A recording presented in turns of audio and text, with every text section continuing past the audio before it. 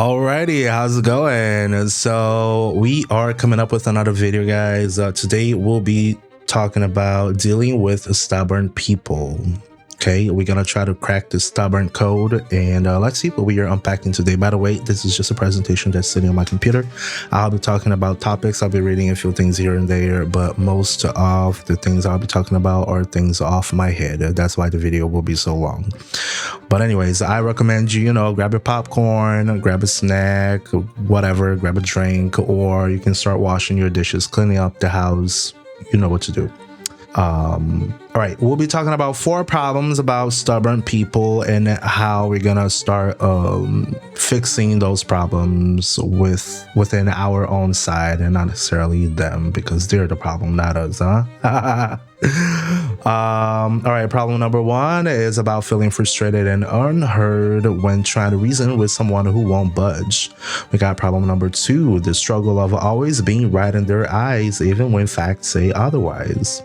Problem number 3 is how to get them to actually listen to your perspective instead of just waiting to talk. And problem number 4, the impact of stubbornness on relationships, work, and even daily decisions. So on today's journey, we'll explore why people get stuck in their ways, uncover surprising ways to approach them, and equip you with tools to navigate these tough interactions, transforming frustration into understandings. Yeah, I know. We'll try to understand them stubborn people. Yeah, I know it sucks, but it is what it is. So topic number 1, why are people so stubborn anyways? It's not always what you think. Our first talking point is the fear of being wrong. For many people, admitting they're wrong feels like losing or even a personal attack. It's about protecting their ego. So I'm gonna give you a little example, actually 2 examples over here. So I'm just gonna give you a little background. So I am someone who grew up with plenty of electronics. So I have a friend A. Friend A is a video game nerd, so he loves video games. He doesn't have the technical side of things, but he loves playing video games.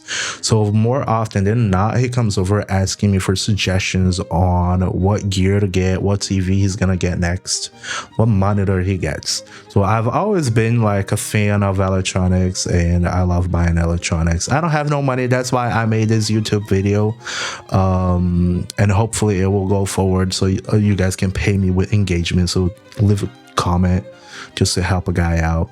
And I got friend B who owns a business. Okay, he makes candies.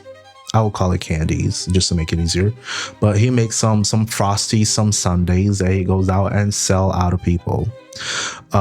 So we got those 2 examples. This business side, not that I'm a super, a business person anyways. I don't have anything that's super successful yet, so hopefully one day I'll do. But I did work at a supermarket before, so I kind of have this data collecting kind of mind. So it does help me kind of make decisions. That's my background. So I got a tech background and I got a business background because I did work for quite a bit on those 2 areas. So just understand that many people out there, they may feel like they know everything, and I sometimes admit that I feel like I know everything also, but I am also a good friend. I'll sit down, I'll listen, I'll give you the time that you need, because that is what being a good friend is. But for many people, they will simply not listen because it's their ego, it's who they are. They are sometimes afraid of being wrong, and that's completely okay. Another reason that could be is security in the familiar. Change, even good change, can be scary. And your friend's stubbornness is a comfort zone that they are not ready to leave. For many people out there, something that I've learned in working at a business, working for others, for a corporation, is that change is extremely hard. People are not friendly of change. people are friendly with what is comfortable, with what is easy. So anytime you decide to present them with a new idea, with a new perspective, more often than not, they will not like being presented that. They will resist to that idea unless some pain comes with it, when they are forced to change. That's how, unfortunately, that's how human beings change. It's through pain. But we'll get there eventually, one day, God knows. We also got past experiences. They might have been burned before, leading them to distrust new ideas or different ways of doing things. It worked once, it works always. So let's just imagine, I do have this friend who recently have shared that they are losing some sales, or they are not making as many sales as before. And as soon as I started bringing them ideas, they started blaming on people don't have enough money anymore, or I cannot raise my prices, or it's the government's fault, because politics, depending on what you listen to or whatnot, we always want to blame somebody else. It's politics.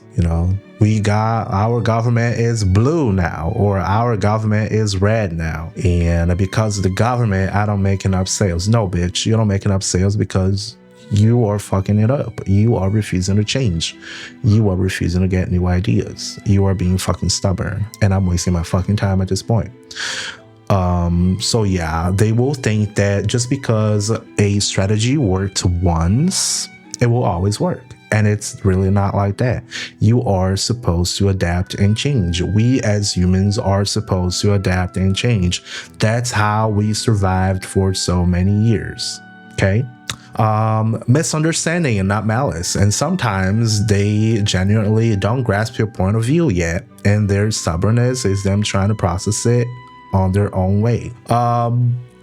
Sometimes, again, they have learned that, let's say this business friend of mine, they have gone so far for so long that at this point in the game, they feel like, yeah, they are the expert. And I do respect that. Do I agree with all of his points? No, because there could be plenty of fucking fallacies, just as blaming the fucking government when you are the problem, not the government, because you don't want to change. You guys can see that this video was probably made thinking about this friend of mine who I spent time talking to, and nothing is gonna change, I bet. But I'll be working with them in the future, so it's okay. We'll figure it out. But yeah, there just may be a misunderstanding because it's their business and they cannot accept other people's ideas inside their own business. Or it could be this friend of mine who bought a TV when I told him, hey, don't buy the TV. A TV is something that you only buy for every so many years. So you're going to get stuck with that for many years, and you're not going to be able to get something better down the road because it's going to lose value. And I told him why, and he bought the TV anyways. So identity tied to their stance. For some, their opinion on a topic is them.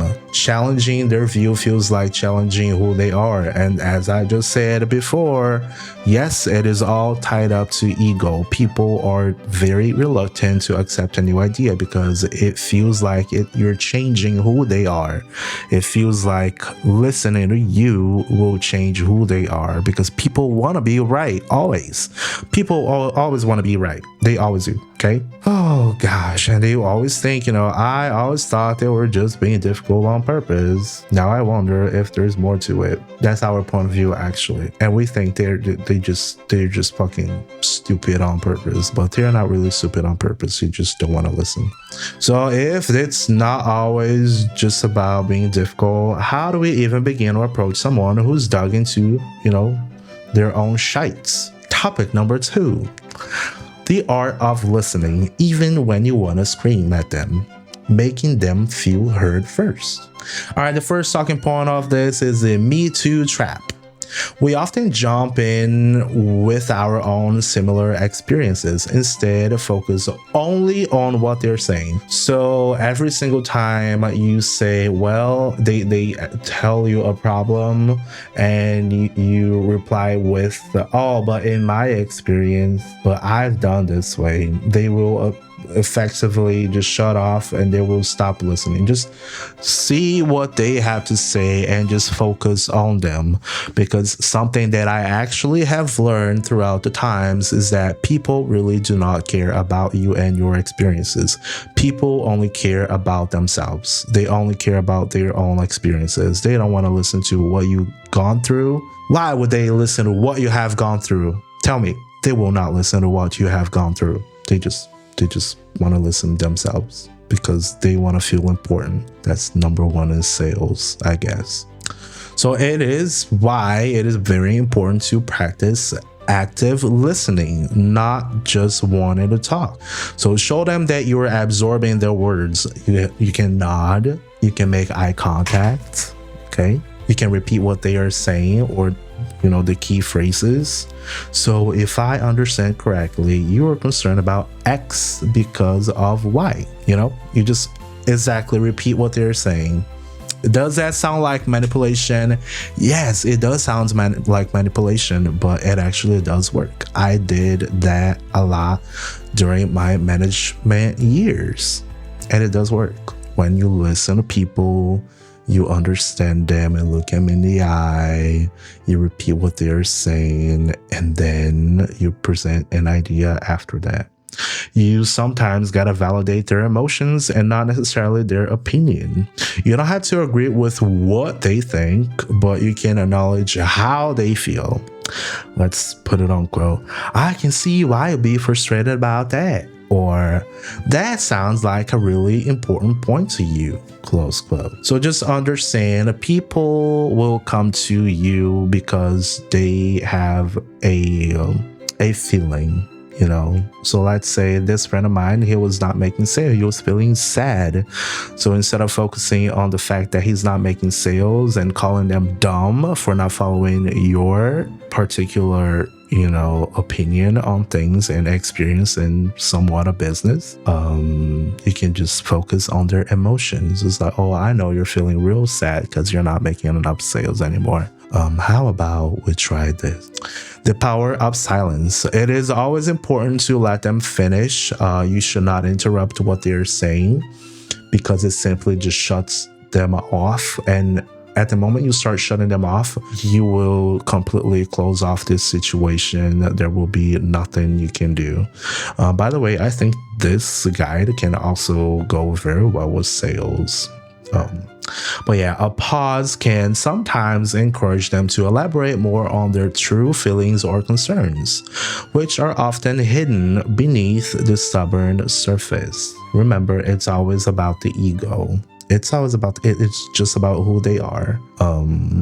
But you can always encourage them to keep on speaking. You gotta let people speak. You gotta let people let out their own thoughts and feelings, just so we can try to survey what the conversation is all about. What are they actually trying to get out of that conversation? You start asking clarifying questions, not why are you wrong, but can you tell me more about how you reached that conclusion, or what parts of this are most important to you? So at least I'm gonna use my example, what I should have said about the politics part. Let's say when I was trying to help this friend of mine, it's like, oh, it's because of them Democrats, it's because of them Republicans. I should have said instead, it's like, tell me how you reached the conclusion that the government is the one to blame for you not making enough sales and now people are poor. Instead of saying, well, this is not about fucking politics. Nobody's talking about politics over here, fucking dumbass. I should have said, how did you get into the conclusion that the government is the one to blame and not you? I thank God I'm just doing this in English, because if it was in Portuguese, you would be like all over me. Anyway, so The pain point over here is that, you know, we have this feeling that I always feel like I'm trying to convince them and they're not even hearing me. And how do I break that cycle? That's what we try to, you know, get through. So now that we finally heard them out, we validated their feelings, but what if they're still stuck in their ways and we need them to consider our side? How do we introduce a new idea without feeling like an attack, without feeling like, I was not talking about fucking politics, you dumbass. I'm talking about you trying to make some fucking money and getting your sales back and trying to find a different way and testing different ideas. Gently planting seeds. That is our topic number 3. We gotta introduce new ideas without force. Yes, this is some manipulation tactics we're gonna talk about today. You know, because a sale is never made at the first try. Very barely, you know. You gotta plant seeds out there. My father used to be very good with that. I kind of learned that from him. All right, first talking point about that is finding common ground. Before presenting your opposing view, link it to something you both agree on. We both want the best outcome here, right? It's about like telling that friend, I just want you to have a good experience buying that brand new TV instead of you buying, you know, I know you work a whole lot, so you want to buy a nice TV for your video game. Or, hey, I'm not making any money by giving you those thoughts about how you could improve your own stupid ass business, but here I am spending my damn time. I know this is not the right way to say it, but that's how I think, and this is my show. I can say whatever I want. That's the most important part. Yay. Frame it as a question or exploration instead of saying you're wrong, here's the right way. We should try, have you ever thought about it this way? Or what if we considered an alternative where X happens? I actually did try that, but even still, he was high as hell. He had smoked so much that at that point, he wasn't taking anything into consideration that I was saying at that point. And that is kind of sad, but it is what it is. You should focus on shared goals, not different opinions. Open quote.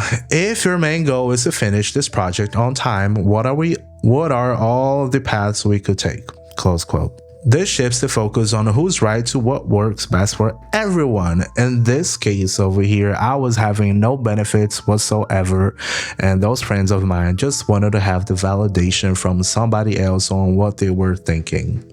Okay, they were not necessarily trying to change anything, and they were not necessarily wanting to hear my opinion. They just wanted to say, hey, I'm buying a new TV. What do you think about this? I don't care about what you have to say. I will do it anyways. Some people are like that. Men are like that. Men are always like that. Men always like to think they're right. Even though I may be a princess, I always like to think that I am right. And yeah, I was born in the wrong body with the wrong biology, but it is what it is. I'm a man princess. Deal with that. You should use I statements. So I'm concerned that if we do X, then Y might happen. Instead of your plan will lead to disaster. So I will put my friend's TV, the gaming TV, in perspective over here. I did tell them, hey, look, I know how you are. You're gonna buy this TV, and guess what's gonna happen?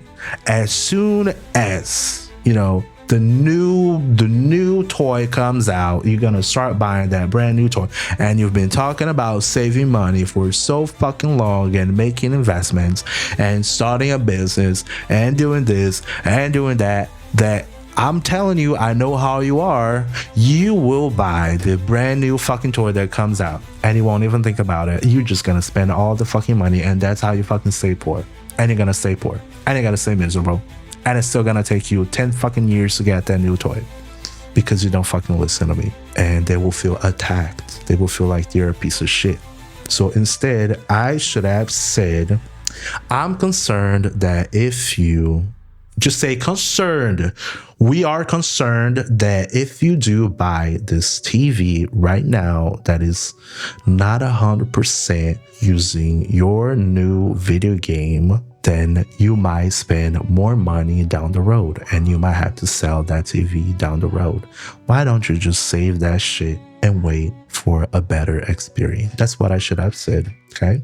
So just show some concern, because then if you show concern, they will feel like they are important and that you care about them. I do care about them friends. I do. I really do care about them friends, but they're stupid sometimes. They just take my time. Don't take my fucking time. Present options, not ultimatums.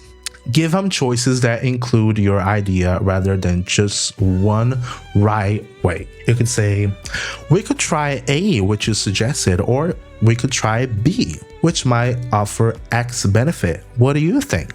This is if you're working on a team, if you're working on, if you're getting paid. But if you are somebody who is just giving your free time to somebody else, I don't think that would work pretty well. Because at least for myself, I am tired of being nice all the damn time. That is not for me. I try to be nice all the time and be helpful. And sometimes people just want to spew things out. They don't necessarily are looking for a solution. They are not necessarily looking for your opinion. But it's helpful if you're working in a team and whatnot. We're gonna try your thing and we're gonna try the other thing and we'll see which one works best. And for the most part, people can be cooperative, but in my instance, that didn't happen. All right, we're looking also at the long game. Sometimes stubborn people need time, and they do. Plant a seed, let it sit, and revisit later. Do not expect immediate capitulation. That is a hard word. Goddamn. But for most part, just like in sales, people will never buy things on impulse. It is very, very, very, unless it's a very low ticket, but as long as it's a high ticket, people will mostly think about it before. People will also take on opinions before they actually take action and start doing something about it. It's always something that you gotta let it brew, you gotta let it stew, and you gotta present the idea. Just let them think about it, and hopefully you gotta hope for the best, especially when you're trying to help people, right? And then if later on they come back and tell you that they are doing something else, you just let it be, because they will do it anyways.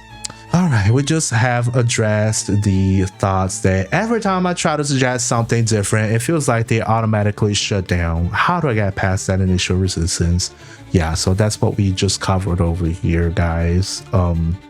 Now that we've learned how to listen and gently introduce new ideas, but what do we do when it's a high-stakes situation, or when their stubbornness is truly impacting our daily lives or important decisions? Ooh, this is getting hot. When things are at stake, when money is at stake, when surviving is that's that part when I usually remind them. I was like, dude, you gotta take some action, because A, you got a wife, you got kids, or you got kids, or you gotta survive, you live on your own, shit like that. Sometimes they do listen, sometimes they don't. So we are entering on topic number 4. Knowing when to hold, when to fold, and when to walk away or negotiate. First talking point: identify the stakes. Is this a battle worth fighting? Is it something that you are actively participating on? Is there money involved, your own money involved? Is there your patience being involved? Is your mental health being involved? Is it truly important, or is it a minor disagreement? Sometimes letting go is the smartest move, and that's when you have to prioritize. Sometimes you need to know when to just walk away. Is it really that important? Is it really gonna change your lives? Is it really gonna be something that, let's say, is it a high investment? Are you gonna be buying a new car? Is it something you're gonna pay for 5 years? Or is it a small $20 purchase? Are you really discussing about something really important? Or are you discussing about something that really can be one and done within 20 minutes? The cost benefit analysis. What is the cost of continuing this argument? Is it worth the emotional drain, the fractured relationship, or the lost time? So, oh God, this is gonna be good. Oh my gosh. So, you gotta understand when it's actually the time to stop, because as I said, it's like trying to get to someone, trying to make someone think like you. It requires also active listening from the other person. Sometimes people do want to listen to what you have to say, but sometimes they just want to express themselves. They just want to have somebody to listen, and whether they will come to you or not, it will really depend, as if you show yourself as a good listener. So it is important for you, the person who's listening, who's using up your own time, using up your own patience, your own mental health, to decide really, do you really want to change this person's mind so hard, or do you really want to go so far or offend them so hard to the point where they don't want to talk to you anymore? It is that time where we as people, we as listeners need to wait that out and see if it's really worth it, or just change the subject, right? Because sometimes you gotta, set boundaries. You can't control their stubbornness, but you can control your response to it. I'm gonna open quote. I respect your opinion, but this is where I draw the line for my own well-being. As I just said, it is important for you to know when it's time to stop and when it's time to actually be like, you know what? You got your opinion. I got my opinion. I see that you're not gonna change your mind to it. You're blaming the government. You're blaming your salary. You're blaming everything around it. You're not changing your mind. I would much rather change subjects. I would much rather do something else. So why don't we just go get another beer and talk about something else? Because you don't want to change. You just want to talk about things, and that's okay. I hear you. I'll listen to you. We also got compromise. True compromise, not necessarily just giving in. Can you find a middle ground where both parties feel like they've gained something? Even if it's not exactly what they wanted, what's the smallest shift you need from them? Ask yourselves. That is if you're working in a team where you need the cooperation on everybody. Again, it will really depend on how, let's say you got a team of 50 people and half of them are extremely divided on what the option is about. If let's say you're working as a manager and you ultimately need to hold yourself accountable at the end of the day, then really some people will have to swallow that up. But it's all about on you deciding and knowing what is actually fair for everybody involved in this situation. On those two examples that I have just made about friends, one buying an expensive TV that did not work 100% with their equipment, or the other friend who owns a business and is trying to find a different way of working things.